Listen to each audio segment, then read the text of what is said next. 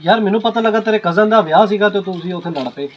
ਆਹੋ ਯਾਰ ਤੈਨੂੰ ਪਤਾ ਹੀ ਆ ਮੇਰਾ, ਮੈਂ ਵਿਆਹ ਤੇ ਗਿਆ, ਤਿਆਰ ਸ਼ਿਆਰ ਹੋ ਕੇ ਬਾਹਰ ਨਿਕਲਿਆ, ਅੱਛਾ ਗੱਡੀਆਂ ਲੱਗੀਆਂ ਆਉਣ ਬਰਾਤ ਵਾਲੀਆਂ, ਅੱਛਾ ਦੂਸਰੇ ਵੀ ਤਿਆਰ ਹੋ ਕੇ ਆਏ, ਸਾਰੇ ਚੁੱਪ ਕਰਕੇ ਨਾ ਗੱਡੀਆਂ 'ਚ ਬਹਿੰਦੇ। ਮੈਂ ਉੱਥੇ ਦੇਖਦਾ ਰਿਹਾ, ਮੈਨੂੰ ਕਿਸੇ ਨੇ ਕਿਹਾ ਹੀ ਨਾ। ਮੈਂ ਵੀ ਜ਼ਿੱਦ ਕਰ ਲਈ, ਫਿਰ ਮੈਂ ਕਿਹਾ ਜਾਣਾ ਹੈ ਤੇ ਝੂਲੇ ਵਾਲੀ ਕਾਰ 'ਚ ਹੀ ਜਾਣਾ ਹੈ। ਅੱਛਾ ਉਹ ਤੁਰ ਗਏ, ਮੈਂ ਉੱਥੇ ਖੜੇ ਦਾ ਖੜਾ ਰਹਿ ਗਿਆ। ਉਹਨੂੰ ਬੜਾ ਗੁੱਸਾ ਚੜਿਆ। ਅੱਛਾ ਮੈਂ ਫਿਰ ਬੱਸ ਦੇ ਉੱਤੇ ਚੜ੍ਹ ਕੇ ਗਿਆ, ਉੱਥੇ ਬਰਾਤ ਨਾਲ ਰਲਿਆ। ਜਿਵੇਂ ਮੈਰਿਜ ਹਾਲ ਪਹੁੰਚਿਆ, ਹਾਲ 'ਚ ਐਂਟਰੀ ਮਾਰੀ, ਸਾਹਮਣੇ ਰੋਟੀ ਲੱਗੀ ਹੋਵੇ। ਅੱਛਾ ਮੈਂ ਨਾ ਰੱਜ ਕੇ ਰੋਟੀ ਖਾਧੀ। ਮੈਂ ਕਿਹਾ ਲੜਾਈ ਮੁੰਡੇ ਵਾਲਿਆਂ ਨਾਲ, ਕੁੜੀ ਵਾਲਿਆਂ ਨਾਲ ਕਾਹਦੀ ਲੜਾਈ ਹੈ?